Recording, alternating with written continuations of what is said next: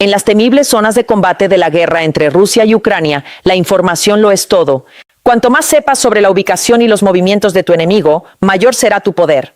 Lo difícil es precisamente obtener esa información. Pero ¿y si existiera una forma de hacer que tu oponente revelara literalmente sus posiciones exactas sin siquiera darse cuenta de lo que está haciendo? Eso es precisamente lo que han logrado unos ingeniosos hackers ucranianos, y así es como lo consiguieron. Todo se reduce a una tecnología específica, Starlink, un servicio de Internet por satélite operado por SpaceX, la empresa de Elon Musk. Starlink ha desempeñado un papel fundamental a lo largo de todo el conflicto, utilizándose desde febrero de 2022 para reemplazar las redes de Internet y comunicaciones en Ucrania que habían sido dañadas o destruidas por los rusos. Desde entonces, civiles, gobierno y fuerzas militares ucranianas han hecho uso de este servicio. Los civiles en zonas devastadas por la guerra han dependido de él para contactar con el exterior o mantenerse en contacto con familiares y amigos, por ejemplo, mientras que escuelas, hospitales e incluso los trenes de la red ferroviaria ucraniana también han aprovechado la capacidad de los satélites Starlink para proporcionar servicios esenciales a la población. Mientras tanto, a pesar de las protestas de Musk y de la presidenta de SpaceX, Gwynne Shotwell, las fuerzas de defensa ucranianas también han encontrado maneras de aprovechar las capacidades de Starlink para defender su territorio y lanzar contraataques contra los invasores. Se la ha considerado la columna vertebral de las comunicaciones en los campos de batalla ucranianos, y muchas unidades cuentan con al menos un terminal Starlink para mantenerse conectadas y recopilar datos vitales. Los equipos de drones también han encontrado formas de utilizar Starlink para pilotar sus vehículos aéreos no tripulados, VANT, en ataques contra las fuerzas rusas, e incluso algunos drones están equipados con sus propios terminales Starlink. Mientras tanto, a Rusia se le ha prohibido usar oficialmente Starlink dentro de sus fronteras, ya que SpaceX restringe el acceso mediante una técnica llamada doble valla, que consiste básicamente en limitar la disponibilidad del servicio a áreas específicas.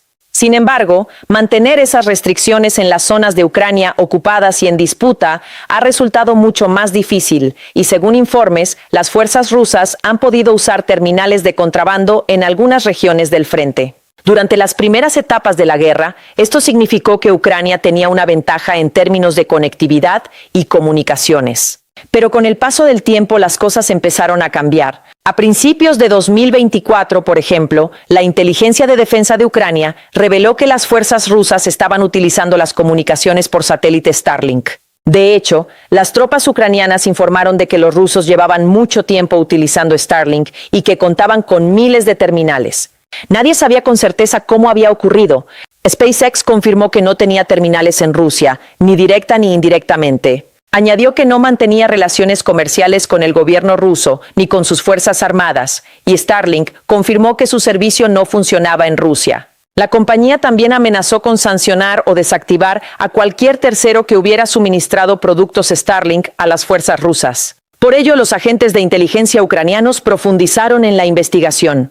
Encontraron y publicaron una interceptación de radio en la que rusos discutían la posibilidad de comprar terminales Starlink a través de un país árabe. Mientras tanto, surgieron más pruebas del uso de Starlink por parte del ejército ruso. Si bien los terminales no funcionaban dentro de Rusia, sí lo hacían en las zonas del frente, lo que representaba un gran dilema para Ucrania y para la propia SpaceX.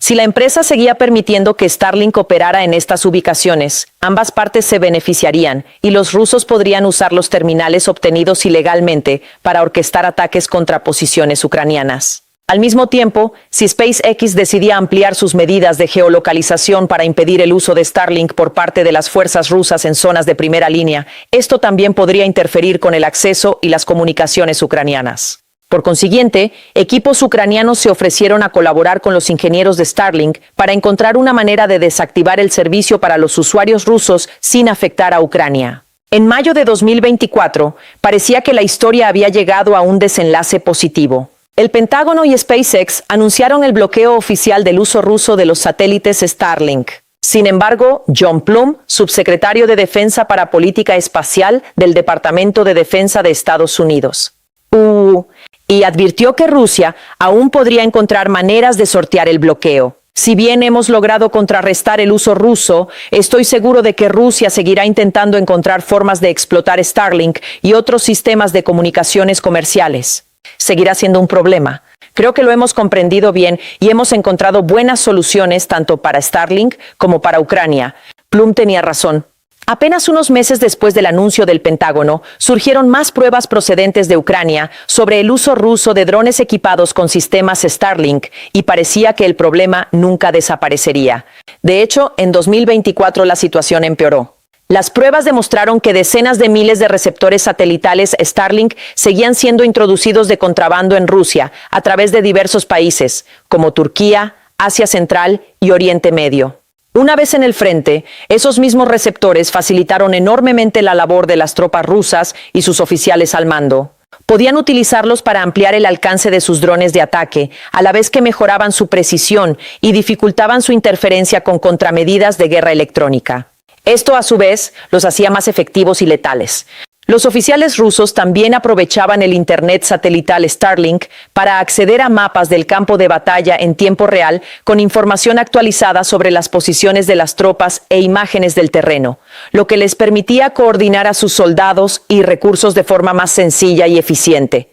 Un experto ucraniano en ciberguerra, conocido con el nombre en clave Goldfinger, resumió la situación ante los periodistas. Desde 2025 comenzaron a usar Starlink para controlar sus grandes drones y lograr una mayor precisión en los ataques, lo que les da ventaja para eludir nuestros sistemas antidrones. Por lo tanto, se estaba volviendo más importante y peligroso para nosotros.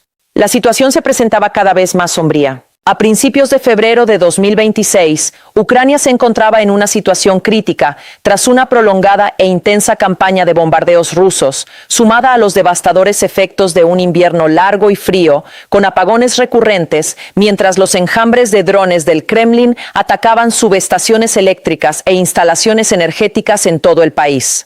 Yaro, oficial de inteligencia de la 128, Brigada Mecanizada Pesada de Ucrania, admitió que las perspectivas de su país en ese momento no eran muy alentadoras. El enemigo intentaba infiltrarse en sus unidades mediante operaciones de asalto indirecto, aprovechando especialmente el mal tiempo para mover a su infantería entre nuestras posiciones y continuar su avance. Él y su brigada intentaban repeler los ataques rusos cerca de Zaporizhia, en el sureste de Ucrania. Más al este, las fuerzas rusas avanzaban gradualmente hacia Ulaypola, mientras que los defensores ucranianos eran repelidos en lugares como Pokrovsk, Liman y otros. Entonces SpaceX hizo algo que cambió por completo la situación. Kiev solicitó a la compañía que introdujera un nuevo requisito de registro para cualquier terminal de Starlink que se utilizara en Ucrania. La compañía accedió y rápidamente implementó el nuevo sistema. De repente, cualquier persona que quisiera acceder a los servicios de Starlink en cualquier lugar de Ucrania, incluidos los territorios ocupados y las zonas de primera línea, tenía que visitar un centro de servicio autorizado en los territorios no ocupados y presentar su pasaporte. Si no lo hubieran hecho, sus dispositivos simplemente no habrían funcionado. Para Ucrania fue una gran victoria y un punto de inflexión crucial. Para Rusia fue una catástrofe. En un instante, innumerables tropas, unidades y comandantes quedaron cegados, e incluso los funcionarios rusos se vieron obligados a admitir que esta medida había impactado drásticamente sus operaciones. Andrei Medvedev, por ejemplo, vicepresidente de la Duma de la ciudad de Moscú, publicó en Telegram: como resultado de las acciones de SpaceX, en lugar de un ataque planificado contra el enemigo, tenemos un caos infernal. Blogueros militares rusos también expresaron su indignación en línea por la decisión, como Alexander Zlatkov, quien admitió que la pérdida del acceso a Starlink ciertamente crea dificultades significativas, y el canal de Telegram de los dos grandes, que escribió: el fascista amado por millones, Elon Musk, sirve a los intereses de las Fuerzas Armadas de Ucrania. Esto podría explicar el fallo masivo de terminales que comenzó ayer por la noche en el frente. De esta forma, el genio adorado por los liberales volvió a ayudar a las Fuerzas Armadas de Ucrania a matar a nuestros soldados. Otros blogueros militares señalaron que Rusia estaba intentando solucionar el problema, pero por el momento no existe una alternativa viable a Starlink. Añadieron que el Kremlin estaba estudiando opciones como técnicas para eludir el proceso de registro o el uso de satélites chinos, pero confirmaron que cualquiera de esas posibles soluciones tardaría bastante en materializarse. Sin embargo, el tiempo es un bien preciado para las tropas rusas en el frente. La mayoría solo sobrevive unos días en las zonas de combate antes de resultar heridas o, peor aún, no podían permitirse el lujo de esperar a que las autoridades encontraran una solución. Así que se desesperaron, y un grupo de hackers ucranianos aprovechó al máximo esa desesperación. Ahora un breve apunte, por eso hacemos este programa sobre temas militares, para explicar cómo se mueve realmente el poder. Si eres nuevo por aquí, suscríbete para no perderte el próximo episodio. Ahora, algunos rusos se dieron cuenta de que la única manera de recuperar el servicio de Starlink era encontrar la forma de registrar sus terminales. No podían hacerlo ellos mismos, ya que eso implicaría adentrarse en territorio ucraniano y obtener pasaportes ucranianos. Era demasiado arriesgado. Así que empezaron a buscar ucranianos dispuestos a ayudarlos. Ofrecieron grandes sumas de dinero a quien registrara los terminales en su nombre, restableciendo así sus comunicaciones. Fue una medida desesperada, pero para las tropas en el terreno era la única opción que les quedaba. Lo que no sabían, sin embargo, era que sus llamamientos habían llamado la atención de la 256. Primera División de Asalto Cibernético, un equipo de especialistas ucranianos en guerra cibernética liderado por el mismísimo Goldfinger, un ex soldado herido en combate que decidió seguir sirviendo a su país en el ámbito digital como hacker. La división intuyó que esta era una oportunidad para tender una trampa a los rusos que podría cambiar el curso de la guerra y salvar innumerables vidas. Decidieron hacerse pasar por un grupo de ciberdelincuentes y comenzaron a contactar con tropas rusas desesperadas, ofreciéndoles registrar sus receptores Starlink en Ucrania a cambio de un pago. Una vez que alguien caía en la trampa, comenzaba el engaño. Los hackers ucranianos atraían a sus víctimas cada vez más a la trampa, pidiéndoles primero información básica, como los números de serie de sus dispositivos. Todo esto parecía normal y no particularmente arriesgado para los rusos, así que procedieron a proporcionar sus datos. Luego los hackers fueron más allá y solicitaron información adicional. Finalmente, tras recibir el pago de los rusos por sus servicios, pasaron a la fase final de su plan, pedir a los soldados sus coordenadas GPS exactas. Para entonces muchos soldados rusos ya estaban al tanto de la idea, ya habían pagado y entregado mucha información, así que accedieron a la petición, proporcionando voluntariamente datos precisos sobre su ubicación. A partir de ahí, los hackers solo tuvieron que transmitir esa información a las unidades militares ucranianas que luchaban en el frente, quienes pudieron infiltrarse y eliminar a los rusos con facilidad. Es una táctica descabellada, pero funciona. La División 256 informa que más de 2.600 rusos cayeron en la trampa y revelaron su paradero. Esto, a su vez, ayudó al ejército ucraniano a determinar las coordenadas exactas de los puestos de mando rusos, las posiciones de los pilotos de drones, las concentraciones de tropas y los cuarteles generales. El periodista de investigación Maxim Tucker, quien realizó un documental completo sobre estos ingeniosos hackers ucranianos, proporcionó datos adicionales sobre el funcionamiento de su estafa durante un episodio del podcast Frontline de Times Radio. Explicó que el equipo está formado por tan solo 6 personas, pero lograron diseñar un chatbot con IA que realiza la mayor parte del trabajo, contactando con rusos y recopilando sus datos poco a poco. Esto les permite atacar a un gran número de fuerzas enemigas, a pesar de ser un grupo relativamente pequeño. Añadió que los hackers también operan de otras maneras, utilizando diversas técnicas cibernéticas para acceder a cuentas de correo electrónico rusas o perfiles falsos de mujeres generados por IA para chatear con tropas rusas en el frente y persuadirlas para que revelen detalles valiosos sobre sus posiciones y movimientos. Todo esto contribuye a ampliar la base de datos de inteligencia de Ucrania y a obtener una visión más clara del campo de batalla. En cuanto los hackers descubren algo importante, lo transmiten a los centros de mando militares.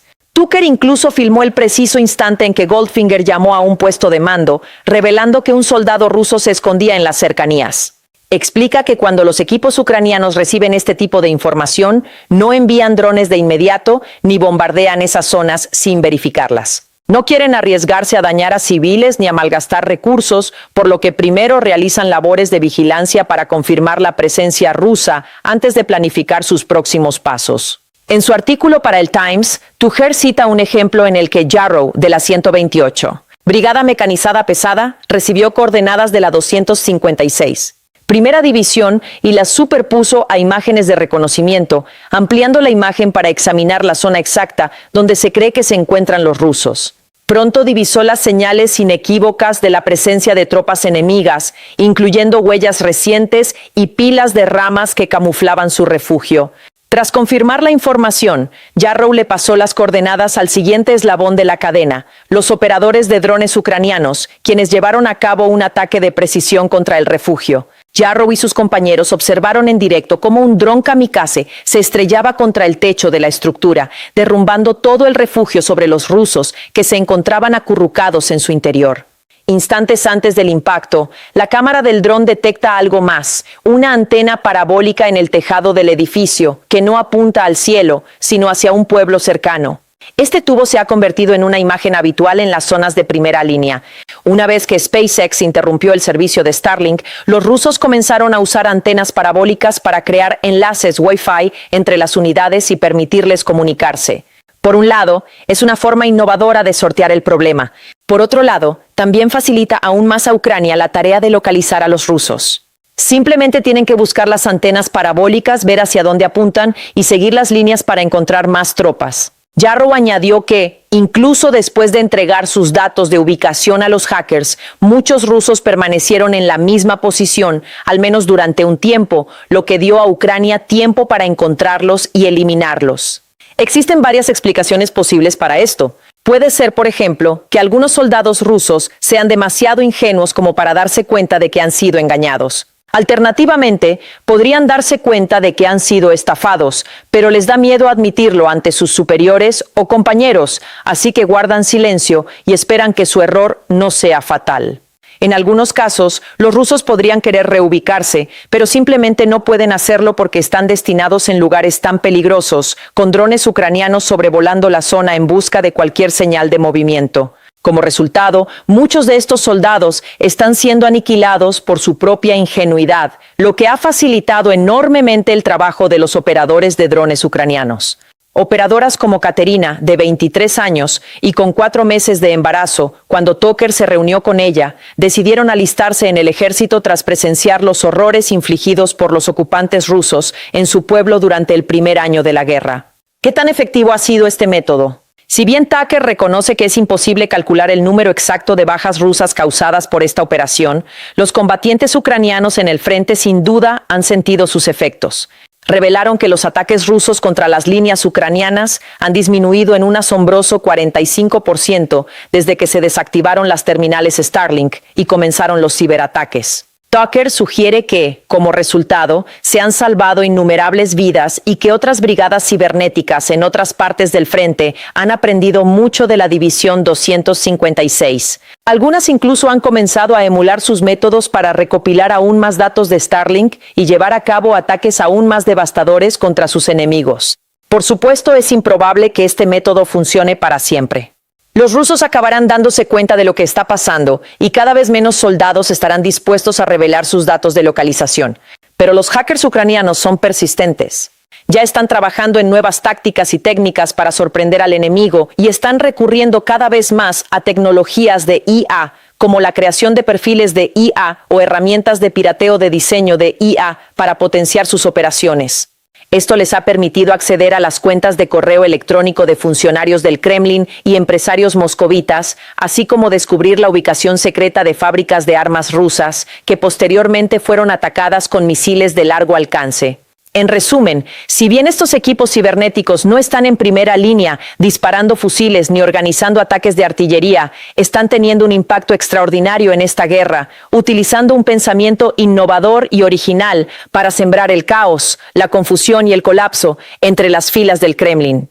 Y la información de inteligencia más reciente muestra que el colapso de Rusia es mucho mayor de lo que nadie anticipó, sobre lo cual puede obtener más información en este video. Alternativamente, mira este video para ver cómo incluso los nacionalistas rusos más acérrimos y los antiguos leales son volviéndose en contra del presidente del país, Vladimir Putin. Y para más noticias, análisis y perspectivas militares, suscríbase hoy mismo a QSM.